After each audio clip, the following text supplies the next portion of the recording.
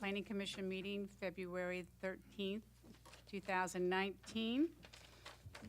My name is Dee Oliver, and I am the chair of the Planning Commission. And I would like to welcome all of you here today. And before I get started, I have asked Commissioner Redmond to lead us in prayer, and this will be followed by the pledge led by Commissioner Hornsley. Please stand.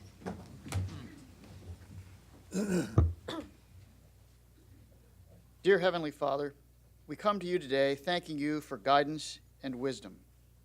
As we begin this hearing today, guide our hearts and our minds in the spirit of fairness, right thought and speech. Help us to remember our responsibility to serve our community with great insight, guided by understanding, wisdom, and respect for all.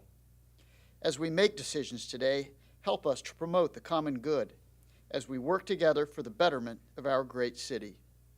As trusted servants, we seek blessings in our deliberations and on our efforts here today. Amen. Please join me in the pledge.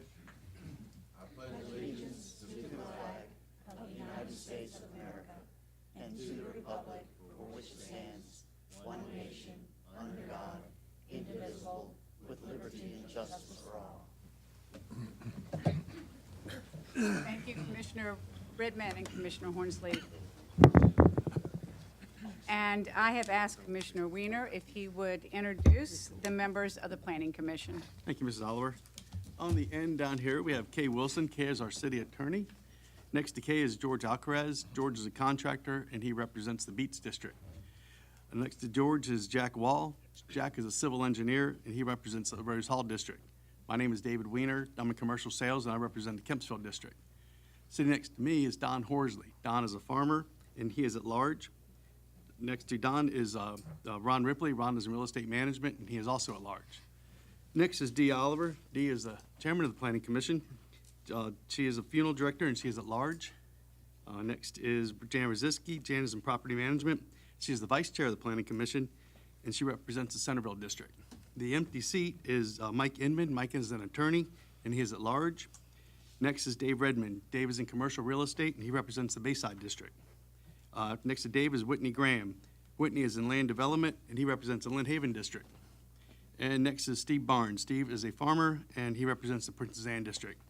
And our interim director today is Joe Saunders, and would you please introduce your staff? Yes.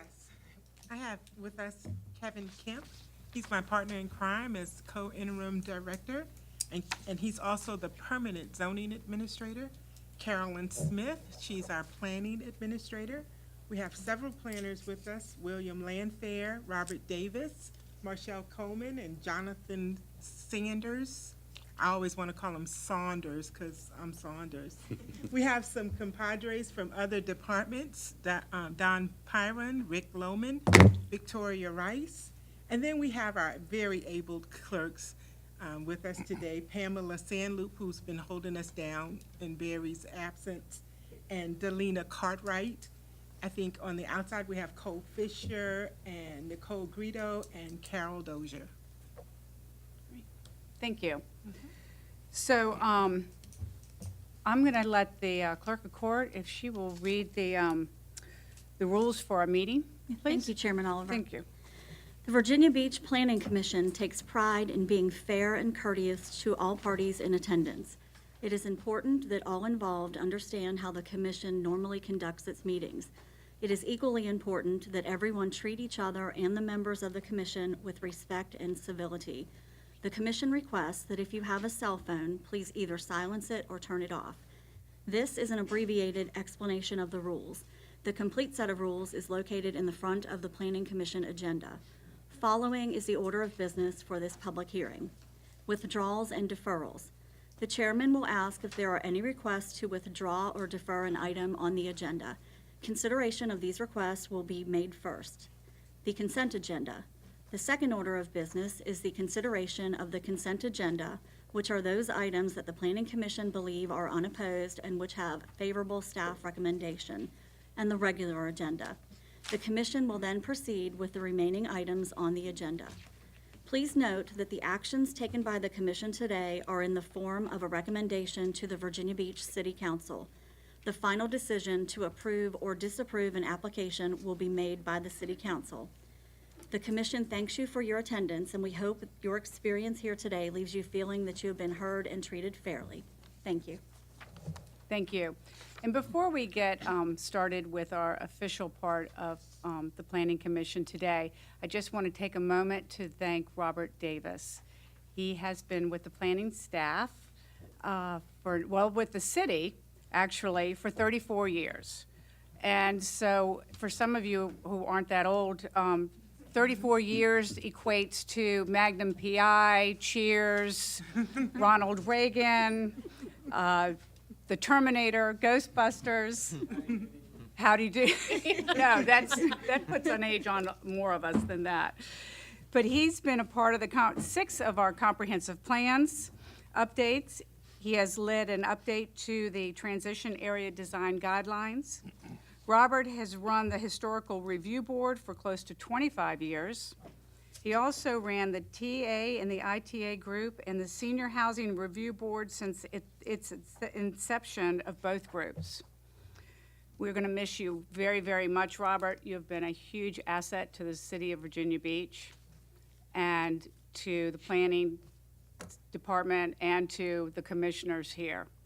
And we wish you very, very well in your retirement, and we know you'll have enjoy spending a lot of time with your 5 grandchildren, and we are sorry to see you go. But thank you so much. Well, you're welcome. Thank you. I appreciate that, and also I'll be tracking you all. So. Keep your cell phone handy so that we can keep in touch. Thank you.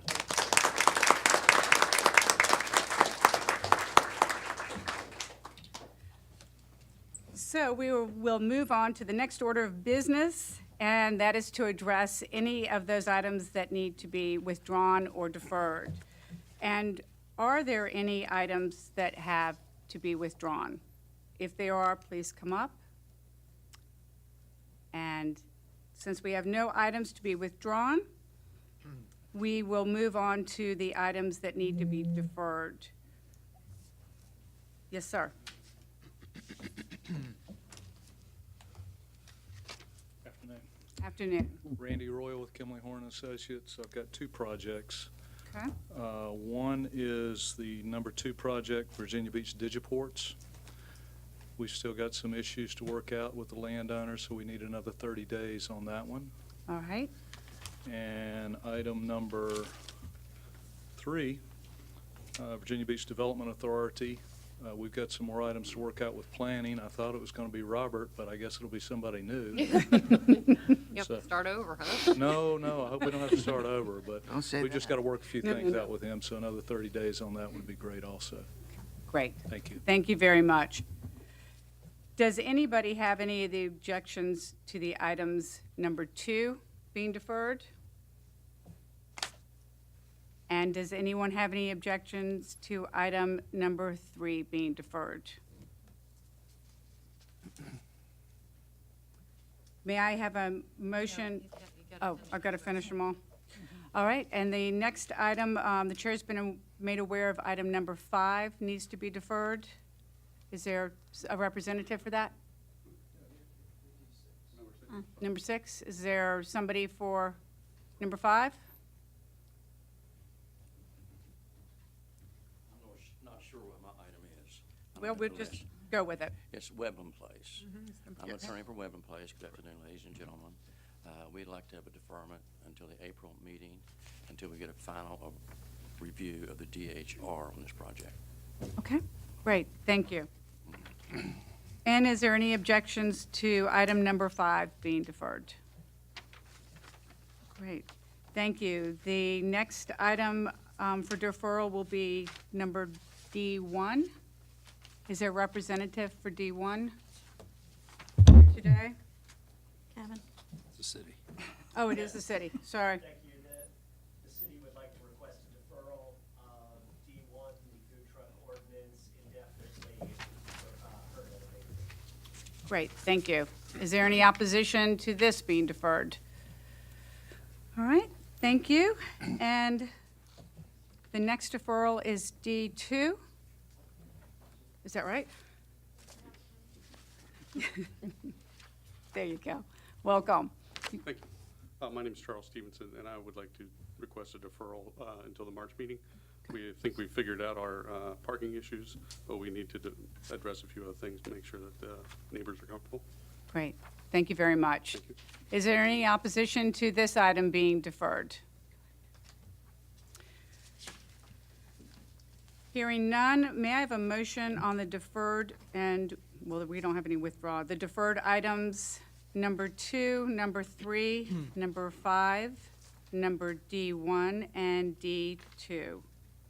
Madam Chair, I will make a motion to defer items 2, 3, 5, D1, and D2. Do I have a second, please? Second. Great, thank you. Okay, the vote is open. Mr. Barnes, Mr. Graham? Barnes, What's that? you have to vote.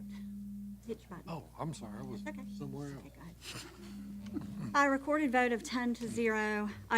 Agenda items 2, 3, 5, D1, and D2 have been deferred. Thank you. The next order of business, we will address those that have been placed on the consent agenda, and the vice chair will handle this portion of the agenda. Thank you, Madam Chair. This afternoon, we have 3 items on the consent agenda.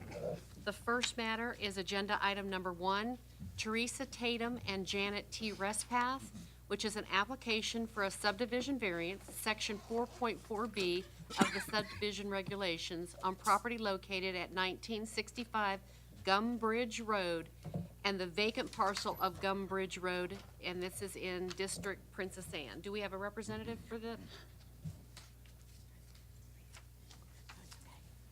Hello, can you state your name for the application? Yes, ma'am. My name is Brett Thompson. I'm an attorney with Thompson Law Group, and I'm representing the landowners/applicants. Okay, are the conditions acceptable? They are, yes, ma'am. Okay, thank you. Do we have any opposition to this matter being placed on the consent agenda? All right, hearing none. The next item to,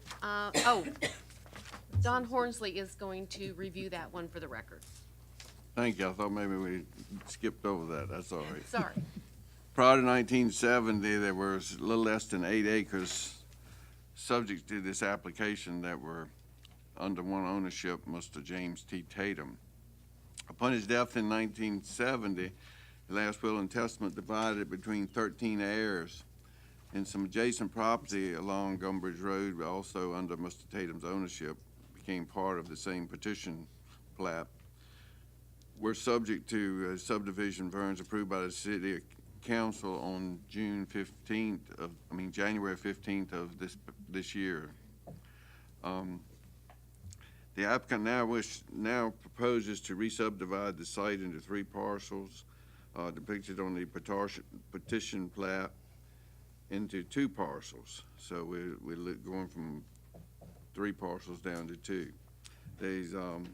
They need a variance for a lot width on 2 other parcels, but the proposed subdivision variance to the lot width is similar to circumstances that staff has encountered many times before, and it was not uncommon in the 50s and the mid-70s to have land improperly subdivided by deed and by petition plats in order to fulfill the terms of a will.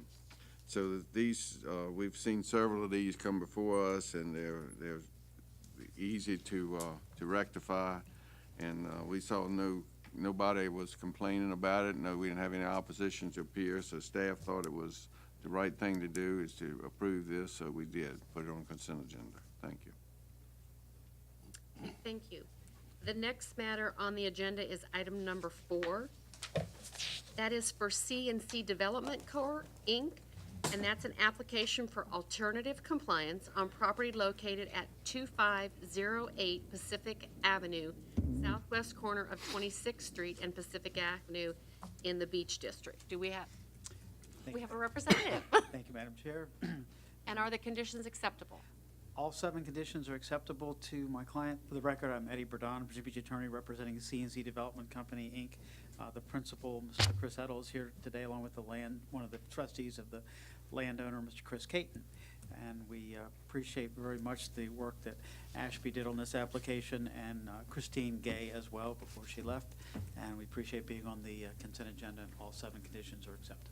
Okay, thank you. Thank you. Is there any opposition to this matter being placed on the consent agenda? Hearing none, the chairman has asked Commissioner George Algaraz to read this into the record. Thank you.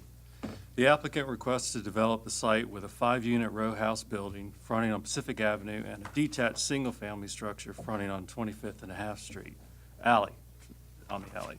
The row house structure is in contemporary in style and includes 4 stories with front stoops, 2nd and 3rd floor balconies, and a rooftop outdoor amenity space for each unit.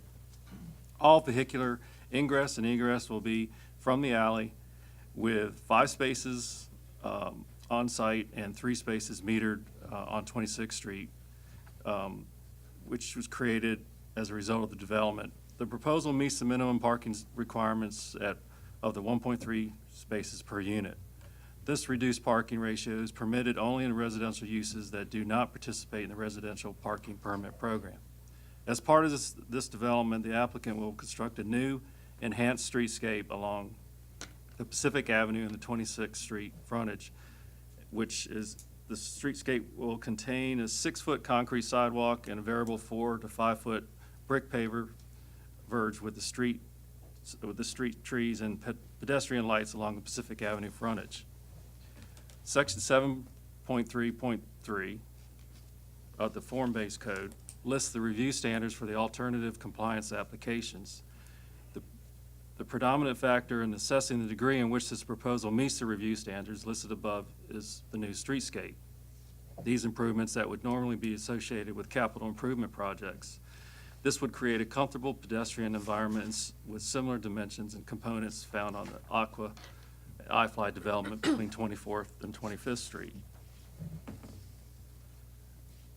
The applicant sought comments from the Resort Advisory Commission's Planning and Design Review Committee, and they've approved. And for that reason, we're recommending on the consent agenda. There's no opposition, and the applicant has accepted all the conditions. Thank you. Thank you. The next matter on the consent agenda is item number D3. That's an application from Traditional Concepts LLC and Victory Baptist Church of Virginia Beach, Inc. An application for a modification of conditions, religious use, conditional rezoning R15 residential to conditional R10 residential, and a subdivision variance, section 4.4B of the subdivision regulations on property located at 4125 Indian River Road in the Princess Anne District. Would you state your name for the record? Absolutely. I'm John Napier, attorney with Hanger Law, representing the applicant. And are all of the conditions acceptable? Yes, they are. All right, thank you. Is there any opposition to this matter being placed on the consent agenda? Hearing none, the chairman has asked Commissioner Ron Ripley to read this for the record. This is an application that came before us back in 2016 and actually got sidetracked at the city council because of drainage issues and a couple of other things. And basically, what this is a 10-acre piece of property that a church is located on, and it's a subdivision of 13 lots on the residual land, and which would represent the re-subdivision represents about 8.19 acres, and the church will occupy 1.59 acres when it's said and done. The application was before us last month. We had some problems with it. A couple of things. First of all, the variance has been withdrawn because we asked the applicant if he would consider reducing one lot at the end of the cul-de-sac, which took away the need for the variance, and he agreed to do that, which we very much appreciate. Also, there was an issue regarding the southeastern parkway that had shown that there was a need for future right-of-way expansion on the back part of the site, and now that's been determined that that's not necessary. So that's no longer an issue.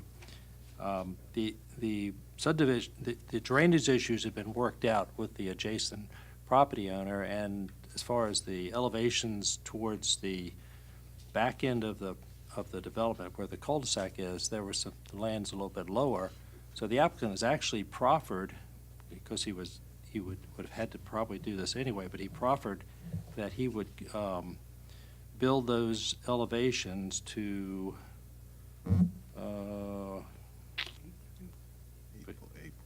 8.3, there it is, I'm sorry, didn't go down far enough, 8.3 feet. Basically, he's building he's berming the land up to the foundation level.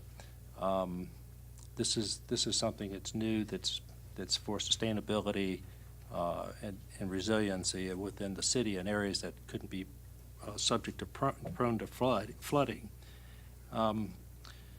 The plans of the property, the plans of the buildings have always been acceptable to, I think, to the commission and to the planning staff. They just had issues with drainage, with the neighbors, and now they've worked out, I think, all the various different issues, and they've done everything we've asked them to do. And I know the church has been kind of frustrated with this because they were looking for this to happen a long time ago. But anyway, make that long story short, the planning staff now is recommending approval. There's nobody in opposition that we're aware of here today, and we felt it ought to go on consent. Right. Thank you, Commissioner Ripley. Madam Chair, that was the last item on the consent agenda. I would like to move that consent agenda items number 1, 4, and D3 be approved. Great, I have a motion made by the vice chair.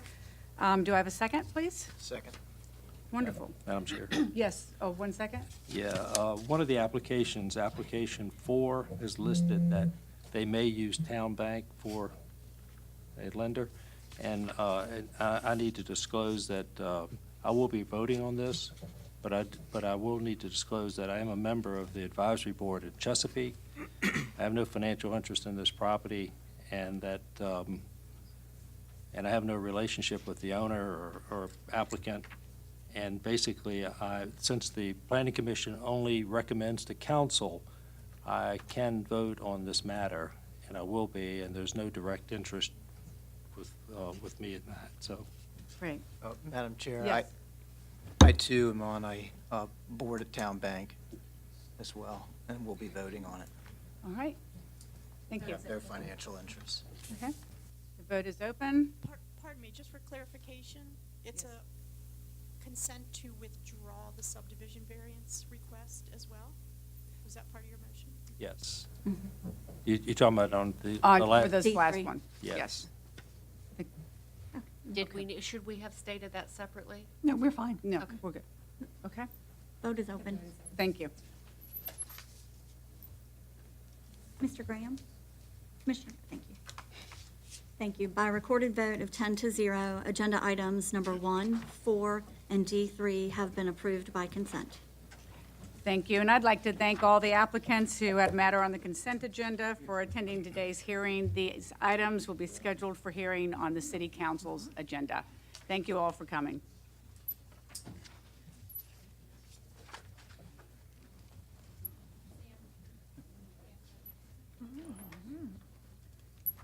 The next order of business, we will address the remaining matter on our agenda.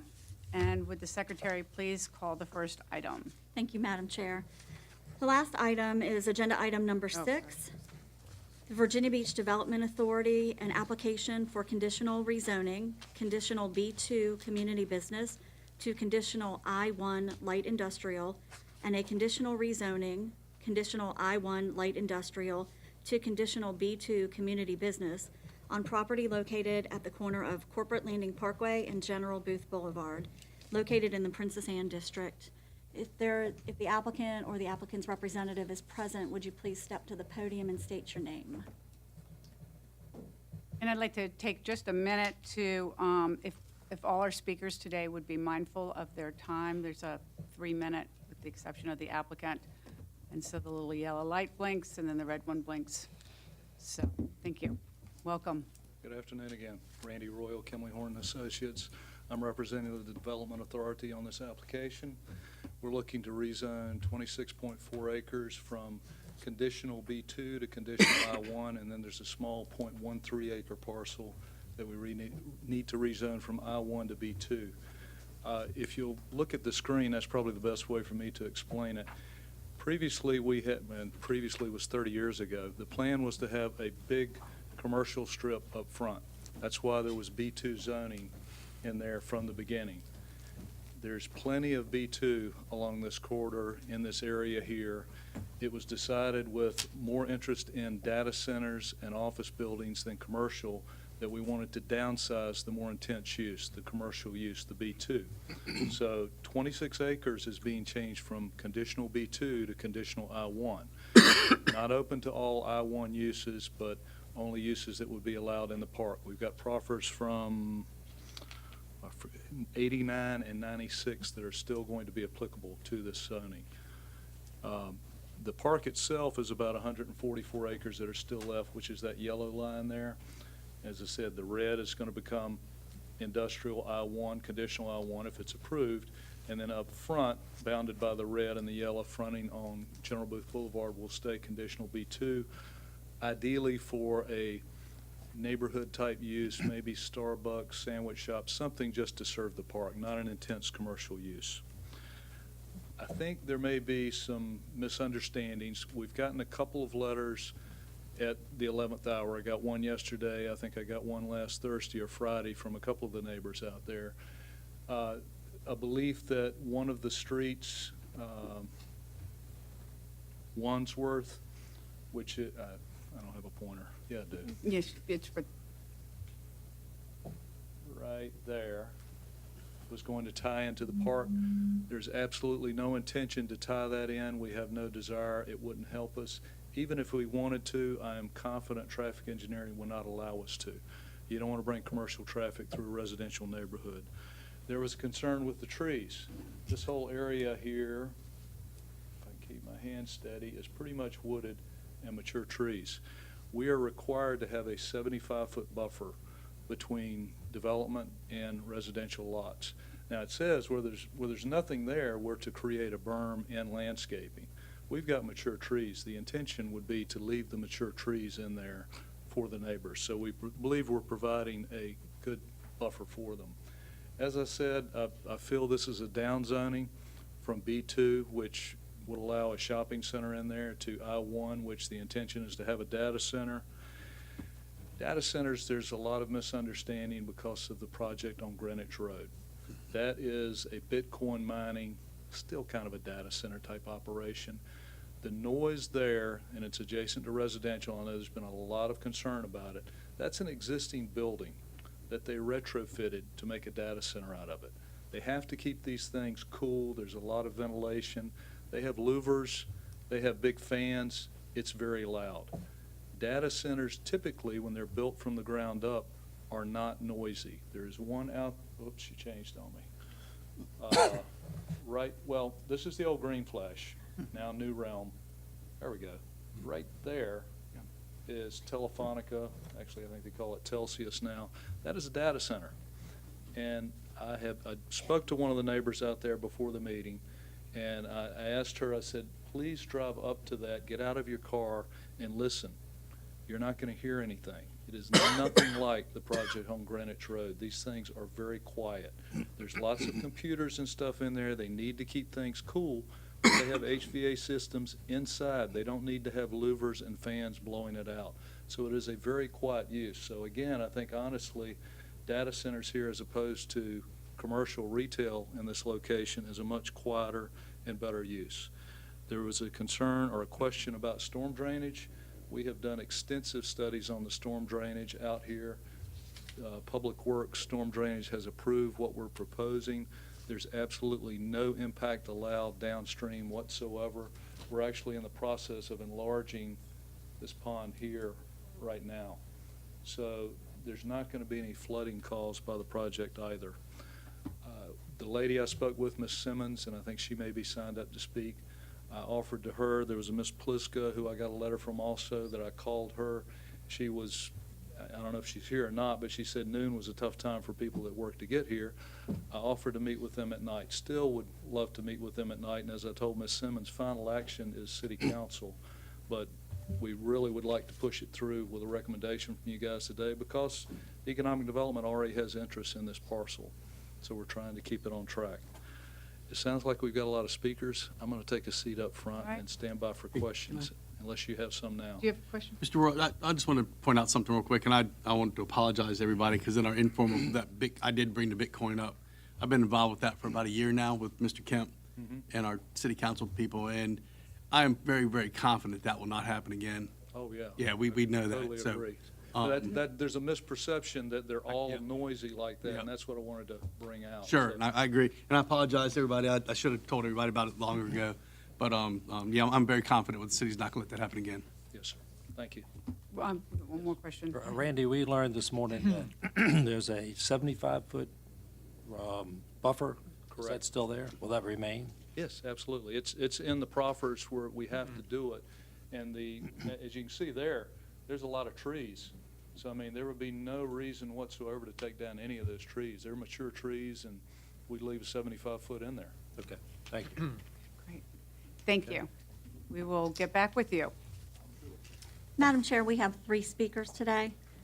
Barbara Williams, and then Donna Marie, and then Catherine Simmons. Ms. Williams? Come, Mrs. Williams, come on up.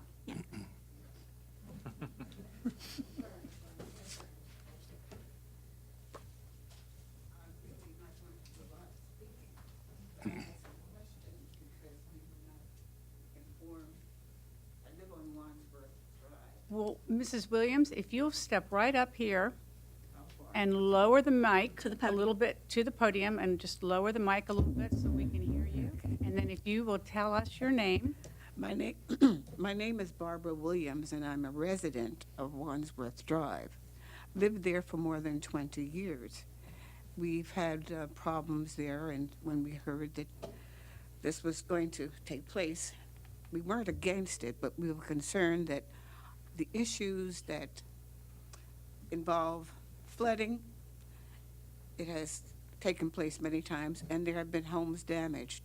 Now, just now I heard the man mention that he has data equipment that will be used.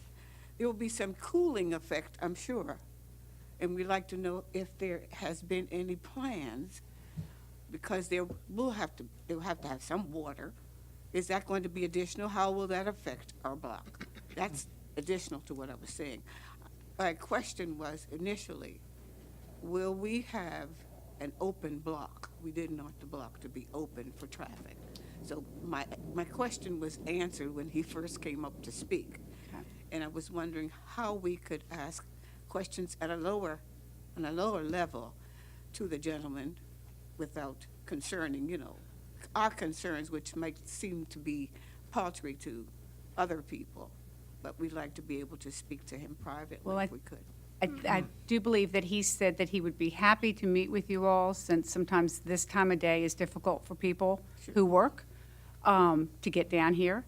So he definitely just said to all of us that he would be happy to meet with you all at an evening, probably that is suitable on a date for you all. I think it would put a lot of people at ease speaking to him and get our little issues, which might seem, not important to you They're or important. to others, but we are residents there. We do feel we were not notified, and there's a lot of things that come into it. I think that he will be happy to meet with all of you, and after this is over, I'm sure he will get with you right as soon as we're done and arrange to have a meeting with you to help answer all your questions. Well, thank you. And we all believe in a good neighbor policy. Okay. So I think that they do as well.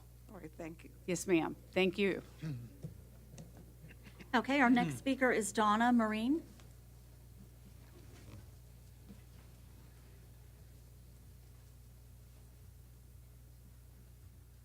I pretty much have the same concerns. Well, I'll tell you, welcome. And if you'll just come right up and state your name so the clerk of court has that. Donna Marine, M-A-R-I-N-E. I retired from the Navy, decided to stay in the area. The prime reason I bought the house was because of the privacy. which I didn't have for 30 years. I wanted it back. I have a very short area between the ditch, and when the water comes up, it comes into my yard. What my concern is, and since you said that you would meet with us, I'd be more than happy to show you. I'm more of a visual person than you sitting there going like this with that. I mean, I'd like to show the opportunity, because number one is my privacy. Two is possible flooding that many of us are concerned about, and security. I don't like to worry if I'm going to have somebody.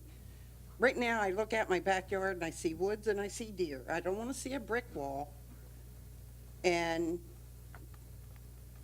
floodlights. Obviously, I would think would be on back of any of the buildings. So if someone could come out, and I wasn't aware that they could, I'd be more than happy to just show me what I'm going to be living with. Okay. Because once it's all done, nobody else is going to be living.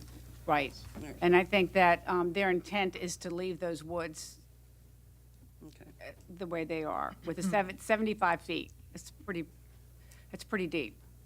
Yeah, well, when I first went there, you couldn't see through to corporate landing, but now I'm starting to see, the light of day or lights from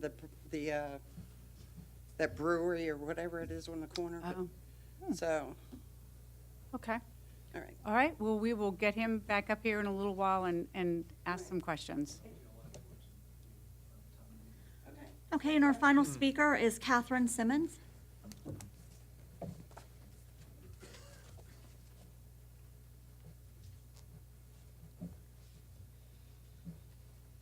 Welcome. Thank you. Good afternoon. My name's Catherine Simmons. I'm a 30-year resident to the Strawbridge neighborhood. And my property, the property owner and my property is directly adjacent to the proposed rezoning. Okay, you can show us with the pointer. It's right up there, and if you point it has a little light, and you can show us exactly where your house is. Okay. I don't know if I can hold it that still, but I'm basically right here at this curve of Lewisham. So my property actually goes to the woods. There's a city easement there now. I guess I've also mentioned my concerns earlier, which were the loss of property value with business, centers coming in directly behind our neighborhood, and then about the constant noise that cooling, like some of these data centers can make. I'm also concerned about the minimum yard setback to my property in the residential neighborhood. Like we said, we currently have a very nice buffer of trees and woods between our property, the Strawbridge neighborhood, and Corporate Landing. Removing these trees would greatly affect the wildlife we currently have in the area. We have deers, eagles, hawks, fox, coyotes, big variety of birds. It's very peaceful. It's very nice. I would hate to see that removed, and I don't feel that we are leaving enough open space for these animals to survive. I would much rather see the trees left and not have simply put up a berm, a dirt berm for a blockage. Now, I understand that it's only 75 foot, but this tree line is much deeper than 75 feet. I don't know how much is being proposed to leave up. Is it only the 75 foot, or would you leave the whole existing wood line there? And I've also had the same concerns with flooding, because our neighborhood has flooded in the past, and just what the other runoff would be from the rain runoff from the other property being built. Thank you for providing me this opportunity to speak. Well, we're glad to have you. Does anybody have any questions? No? Okay. Thank you so much for coming. Would you like a chance to come up and address the concerns of the citizens, please? Thank you. Certainly. Flooding, a little off topic, but we're also working for the city on that. The city has been hitting, it's a big task, but there's a lot of modeling that's been done. Our firm actually has been hired, separate topic from this, but to start implementing some of these plans, figuring out what it's going to take, helping the city draw up a CIP. This is one of the areas, I know they've done a model of the ditch that runs down through the neighborhood there. And part of what our task is, not as part of this, but the other contract that I have, is looking at these areas, seeing where the flooding is the worst, seeing where we need to make changes immediately to whatever is necessary. This park is not going to cause anything additional. We've gone through that. That's been looked at. They probably have some shortcomings in there right now from the design, which was probably done 30 years ago. So the city is actively pursuing that, and we're actually working for the city on it. Water for cooling, some of these things use water for cooling, but I mean, if they do, it's going to be from the underground water lines. Mr. Weiner, you've probably done a lot of research at this point as to what these buildings need to be doing and not retrofitted. So with brand new buildings, there's not going to be anything unique. It's not going to be loud at all. The privacy and flooding, 75 feet is a pretty tremendous setback. Typically, a business zoning, you've got 10, maybe 20 feet that you could have. We would still have 75 if it was commercial in there, but again, a data center is going to be a heck of a lot quieter than a shopping center, which is what could have gone in there before with the current B2 zoning. So we feel like they're going to have a good buffer. We're going to leave 75 feet in there, or if there's not trees like down at the front of General Booth, we would put a berm in there and put landscaping on top of it. Security would actually probably be improved for these folks in that the data centers have to be very secure. They have to have fences around them. It's not going to be lit up like a prison. The lighting certainly would be directed inward. There's no reason to light it over to the neighbors there, but they have fences around them, and they have security to make sure that it's not breached. I mean, the fences, in addition to just keeping people from climbing in, they also are set up such that vehicles can't ram them. They're strong fences. Floodlights, the visual, property values. Just did a presentation to a group, and actually it was the one I asked for a deferral on for Taylor Farm, another data center. And that group asked the same question: what is going to happen to our property value? Up in Northern Virginia, this guy had done his research, and they've done data centers around the country. Property values actually increased adjacent to data centers.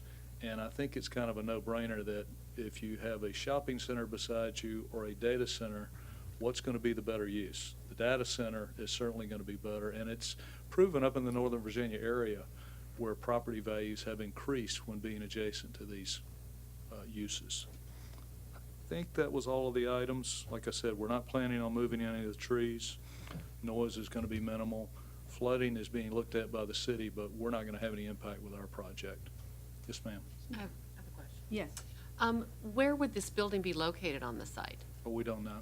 Okay. It all depends. I mean, we don't have a user right now, and there's a future road that would go up right here. So lots would probably coming this way off of that road. But generally, they're oriented towards the front. I'm actually designing one right here right now, and the building is up towards the front.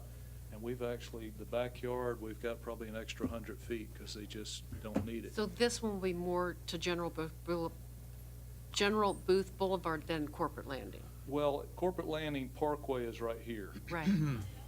Perimeter Parkway is the new road, which would be right here. That would probably be the frontage for these lots that are coming this way, along in here. There would be no access on General Booth Boulevard. And we've got, there's not any trees there, but there's also going to be a 75-foot buffer there, so that'll be a berm and landscaping along there and no entrances. Okay, thank you. Yes. Jack. So who owns the that ditch that's behind Lyrisem Way, like behind the homes? I don't honestly know without looking at the GIS whether it's part of the Corporate Landing property or part of the neighbor's lots. There's probably an easement over it to where the city maintains the rights to maintain it. And when I talk to the neighbors, that may be one of the things I discuss with them. We also work with Public Works on maintaining the ditches around the city. There's a program that they have to clean them out. A lot of times that can make a heck of a difference. They get clogged up. They're not operating as they should. But either way, I'm confident that there's an easement over it, no matter who owns it, such that the city could maintain it. Yeah, I didn't know if the,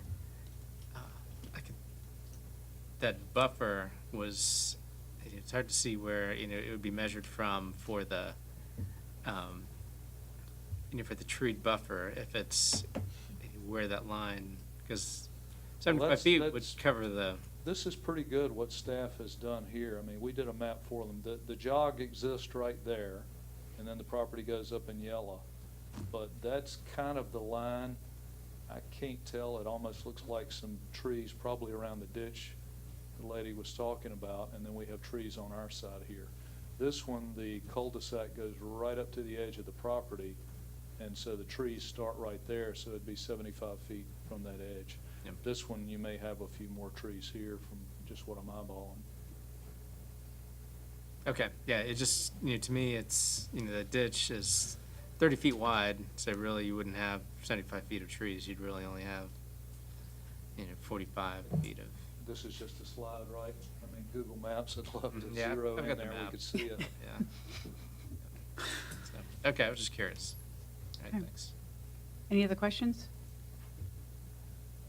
No? Okay. Thank you. All right, we're going to close the hearing, and we'll open it up for discussion amongst the commissioners. Anybody have any comments? Commissioner Redmond? Well, I just reiterate what I said this morning. This whole park was laid out a long, long time ago, and I don't know that there was really a whole lot of thought given to any of the zoning designations that existed therein at the time, because they were typically addressed as each parcel came up. And so I see this really as an effort to modernize the zoning within the park and make it more appropriate to 2019 and generally to the 21st century.